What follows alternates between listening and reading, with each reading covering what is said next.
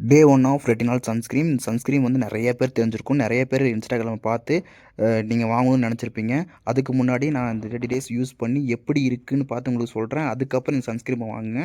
அவசரப்பட்டு அவ்வளோ காசு கொடுத்து நீங்கள் வாங்கிடாதீங்க. இந்த சன்ஸ்க்ரீம் யூஸ் பண்ணுறதுக்கு முன்னாடி நீங்கள் வந்து ஃபேஸ் வாஷ் பண்ணிக்கோங்க. ஃபேஸ் வாஷ் பண்ணதுக்கப்புறம் 3 ஃபிங்கர்ஸில் எடுத்து தான் இந்த சன்ஸ்க்ரீம் யூஸ் பண்ணணும். நம்ம இன்ஸ்டாகிராம்லேயே ஆகட்டும், யூடியூப் சேனல்லே ஆகட்டும், இது மட்டும் இல்லை, நம்ம நிறைய மென்ஸ்வேர் பற்றி போட்டுட்ருக்கோம். அதையும் ரெகுலராக வீடியோ போட போகிறோம். இந்த சன்ஸ்க்ரீம் போட்டு முடிச்சதுக்கப்புறம் நான் வந்து உங்களுக்கு எப்படி இருக்குன்னு காட்ட போகிறேன். சன்ஸ்க்ரீம் போடுறதுக்கு முன்னாடி ஃபேஸ் எப்படி இருந்துச்சு, சன்ஸ்க்ரீம் போட்டதுக்கப்புறம் ஃபேஸ் எப்படி இருக்குன்னு நான் காட்டுறேன். இந்த ஃபோட்டோ வந்து நான் சன்ஸ்க்ரீம் யூஸ் பண்ணுறதுக்கு முன்னாடி எடுத்த ஃபோட்டோ இது. இந்த ஃபோட்டோ வந்து நான் சன்ஸ்க்ரீம் யூஸ் பண்ணதுக்கப்புறம் எடுத்த ஃபோட்டோ இது. 2 ஃபோட்டோவை கம்பேர் பண்ணி பாருங்கள். நான் வந்து ஒரு பிரியாணி கிச்சனில் ஒரு பிரியாணி மாஸ்டராக தான் வேலை செஞ்சிட்ருக்கேன். நமக்கு நிறைய பேர் வந்து இந்த வீடியோ பார்க்குறவங்க வந்து காலேஜ் போகிறவங்களா இருப்பீங்க, இல்லை ஆஃபீஸ் போகிறவங்களா தான் இருப்பீங்க.